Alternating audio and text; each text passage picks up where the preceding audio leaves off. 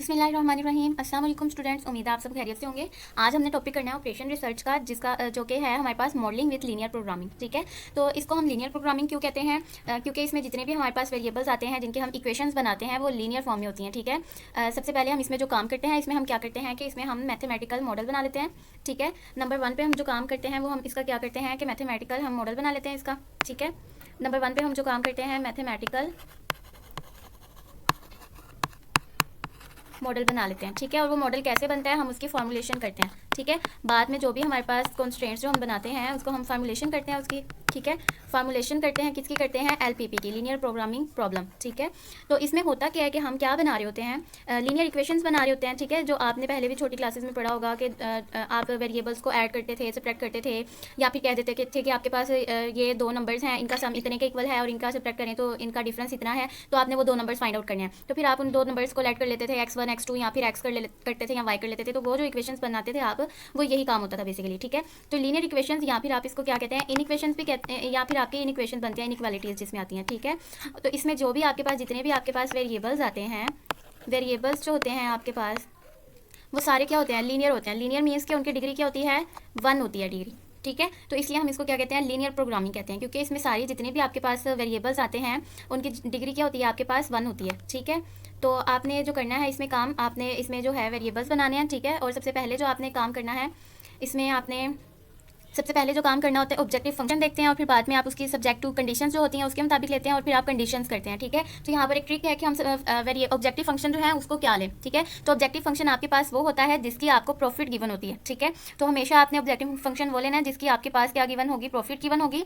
और नंबर 2 पे आप बनाते हैं सब्जेक्टिव कॉन्स्टेंट्स। ठीक है, तो सब्जेक्टिव कॉन्स्टेंट्स के लिए तो सबसे पहले आप क्या ऐड करते हैं? वेरिएबल्स, कि हम x1 x2 किनको कहें। ठीक है, ऑब्जेक्टिव फंक्शन भी जब आपने बनाना है तो सबसे पहले आपने डिसीजन वेरिएबल देखना है कि आप वेरिएबल्स जो हैं उनको क्या, किनको आप जो है वो वेरिएबल्स चूज़ करें। ठीक है, तो यहाँ से हम एग्जांपल देख लेते हैं, तो उसी तरीके से हम पॉइंट टू पॉइंट फिर इसको करते जाएंगे। Ready mix produce both interior and exterior paints from 2 raw materials M1 and M2।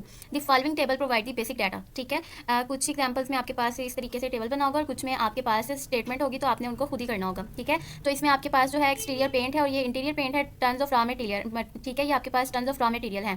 तो यहाँ पर मैक्सिमम डेली अवेलेबिलिटी है इनकी टन्स में, और यहाँ पर रॉ मटेरियल M1 का बताया हुआ है कि 6 टन्स जो है वो एक्सटीरियर पेंट का होता है डेली में, और उसके डेली अवेलेबिलिटी कितनी है? 24। सिमिलरली इंटीरियर के लिए M1 की जो है वो 4 है, और M2 की जो है रॉ मटेरियल की एक्सटीरियर के लिए 1 है और इंटीरियर के लिए 2 है। और इनकी जो प्रॉफिट है वो क्या है? आपके पास एक्सटीरियर पेंट की 5 है और इंटीरियर पेंट की 4 है। ठीक है, तो मीन्स कि आपने इनको क्या करना है?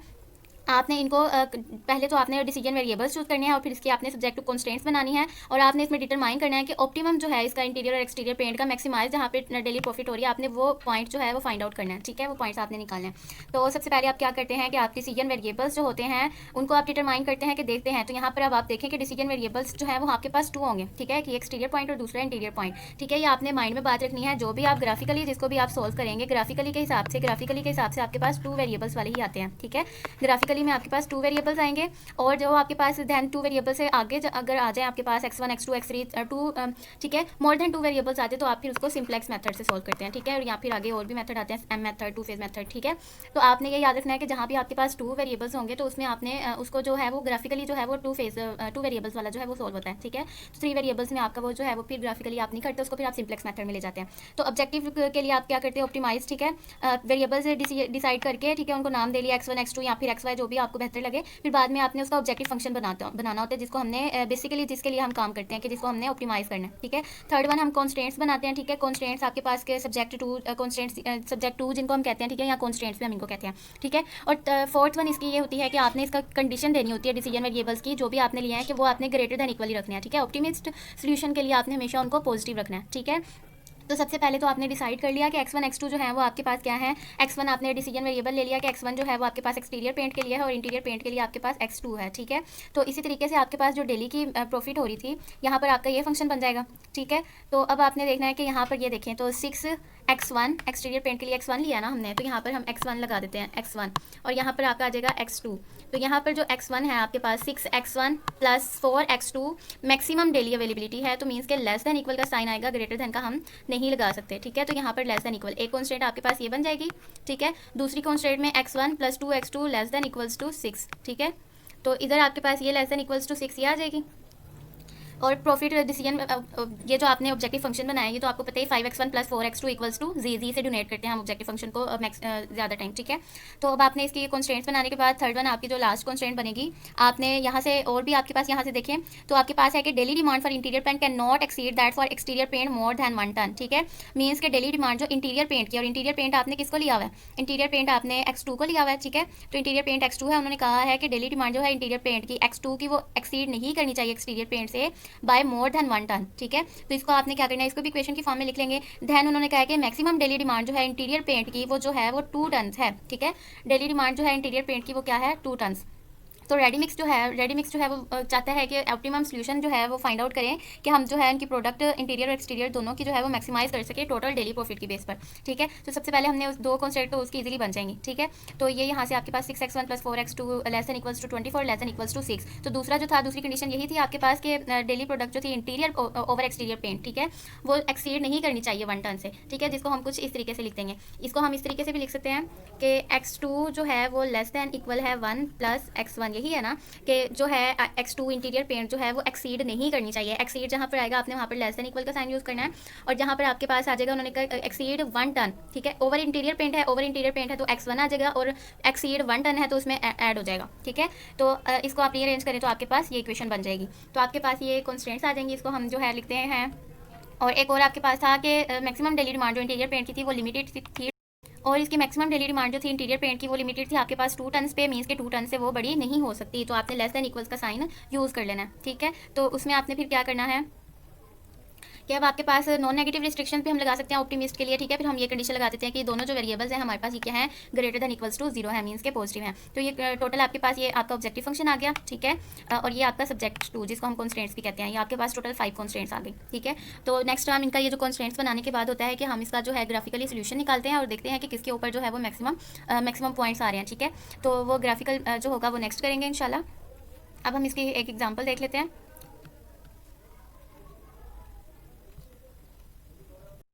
अब हम इसकी एक और एग्जांपल करते हैं कि हमारे पास है woofer pet foods produces a low calorie dog food for over 8 dogs, ठीक है। उन्होंने प्रोड्यूस करना है लो कैलोरी डॉग फूड किसके लिए कि उनका डॉग्स का जो है वो ओवरवेट हो जाए, ठीक है। This product is made from beef products and grain, ठीक है। तो उन्होंने वो प्रोडक्ट किसके साथ बनाना है, बीफ प्रोडक्ट के साथ और ग्रेन के साथ। Each pound of beef cost, pound की जो है बीफ कॉस्ट उन पर कितनी लग रही है, $0.90, और हर पाउंड ग्रेन का जो है वो कितनी कॉस्ट लग रही है उस पर $0.60। तो आपको a pound of the dog food must contain at least 9 units of vitamin 1 and 10 units of vitamin 2, ठीक है। तो ये उनकी डेली अवेलेबिलिटी हो गई, ठीक है। डेली नहीं मीन्स कि उनकी अवेलेबिलिटी हो गई कि हमारे पास जो है 9 यूनिट्स जो है वो एटलीस्ट विटामिन 1 के होने चाहिए, और 10 यूनिट्स जो है विटामिन 2 के होने चाहिए डॉग का जो भी खुराक बन रही है, ठीक है, उसके अंदर।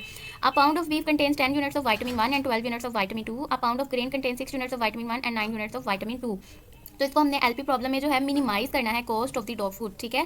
Formulate this as an LP problem to minimize the cost of the dog food. How many pounds of beef and grain should be included in each pound of dog food. तो हमने इसको मिनिमाइज करना है, ठीक है। तो बात में सबसे पहले इसकी फॉर्मुलेशन करेंगे, इसका इस तरीके से टेबल बना लेंगे। टेबल बनाना जरूरी नहीं है, इसमें यही है कि आपकी थोड़ी बहुत हेल्प हो जाती है, ठीक है। तो सबसे पहले आप क्या करते हैं, ऑब्जेक्टिव वेरिएबल्स लेने होते हैं, और ऑब्जेक्टिव वेरिएबल्स आप देखें तो उसमें आपके पास बीफ और ग्रेन जो है ये 2 प्रोडक्ट्स हैं, ठीक है। तो प्रोडक्ट्स जो होती हैं आपके पास जिनको आपने मिनिमाइज या मैक्सिमाइज करना होता है, या जिनके साथ आपके कहते हैं कि प्रॉफिट होती है या कॉस्ट होती है, वो आपके क्या होते हैं, ऑब्जेक्टिव वेरिएबल्स होते हैं। तो अब आप देखें तो इनके साथ आपके जो हैं ऑब्जेक्टिव वेरिएबल ग्रेन और कॉस्ट किसकी है, बीफ की है। मीन्स के ये दोनों आपके पास क्या है, ऑब्जेक्टिव वेरिएबल्स हैं। मीन्स के आपने जो है x1 लेट कर लेना है कि बीफ 1 प्रोडक्ट है आपके पास, और ग्रेन प्रोडक्ट जो है वो आपके पास x2 है, ठीक है। तो सेकंड वन आप क्या करते हैं, कंस्ट्रेंट्स बनाते हैं या सब्जेक्ट 2 जिसे आप कहते हैं, और उसमें आपने कंडीशन देखनी होती हैं। तो उसके लिए अब आप देख लेते हैं कि बीफ के लिए उन्होंने हमें क्या कहा है कि विटामिन 1 का जो है आपके पास विटामिन 1 जो है a pound of beef contains 10 units, ठीक है। बीफ की जो है वो 10 यूनिट्स हैं विटामिन 1 के लिए, और 12 यूनिट्स हैं विटामिन 2 के लिए, बीफ के लिए, ठीक है। 10 यूनिट्स बीफ के लिए जो है 10 यूनिट्स है विटामिन 1 के, और 12 यूनिट्स हैं विटामिन 2 के। सिमिलरली आपके पास है कि पाउंड ऑफ ग्रेन के लिए जो है 6 यूनिट है विटामिन 1 के, और 9 यूनिट्स हैं विटामिन 2 के, ठीक है। 6 यूनिट हैं विटामिन 1 के और 9 हैं विटामिन 2 के। तो इनकी जो डेली थी वो आपके पास क्या थी कि डेली नहीं मीन्स के अवेलेबिलिटी इनकी कितनी थी कि उन्होंने कहा था आपके पास एटलीस्ट। तो आपने ये माइंड में रखना है कि जब भी एटलीस्ट का वर्ड आता है, एटलीस्ट का वर्ड आए तो आपने > का साइन यूज़ करना है, ठीक है। तो एटलीस्ट है तो आपने एटलीस्ट आपके पास है कि इनकी जो है 9 यूनिट्स हैं विटामिन 1 के, और 10 यूनिट्स हैं विटामिन 2 के, ठीक है। 9 है इसके और 10 है विटामिन 2 के, ठीक है। तो अब आपने इनको क्या करना है, कंस्ट्रेंट्स की फॉर्म में लिखना है। तो कंस्ट्रेंट्स की फॉर्म में आप कैसे लिखते हैं इनको, ठीक है, आपने कॉन्स्टेंट्स की फॉर्म में लिखने के लिए इनको सबसे पहले क्या करना है, इनकी कंडीशंस को देखना है कि कंडीशंस आपके पास क्या गिवन है। ठीक है, तो फिर आपने इनको क्या करना है, कॉन्स्टेंट्स की फॉर्म में सेट कर देना है, इक्वेशंस बना लेनी है, लीनियर इक्वेशंस इनको हम कहते हैं। ठीक है, तो सबसे पहली जो कॉन्स्टेंट बनेगी वो आपके पास क्या होगी, 10x1 + 6x2, और ये आपके पास 9 है अवेलेबिलिटी, उन्होंने कहा एटलीस्ट, तो एटलीस्ट होता है तो ग्रेटर देन इक्वल का साइन यूज़ करते हैं 9,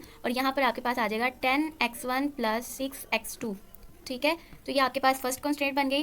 दैन उन्होंने कहा है आपके के 12x1 + 9x2 एटलीस्ट का था, तो इसमें भी आपके पास क्या आएगा, ग्रेटर देन इक्वल का साइन यूज़ होगा, 9x2 ग्रेटर देन इक्वल आ जाएगा आपके पास 10 के। ठीक है, और थर्ड वन हम इसको क्या करते हैं कि कंडीशन देख लेते हैं कि हमने इसको क्या देनी होती है डिसीजन वेरिएबल्स को, तो वो हम क्या देते हैं, इनको ऑप्टिमिस्ट करने के लिए ग्रेटर देन इक्वल ही करते हैं। ठीक है, तो और वैसे भी आपने इसको क्या करना था, इसका जो ऑब्जेक्टिव वेरिएबल है मिनिमाइज है, तो आपने उसके साथ मेंशन कर देना है मिनिमाइज z = टू, और z आपके पास क्या है, जो आपने सबसे पहले ऑब्जेक्टिव फंक्शन ही लिखना होता है।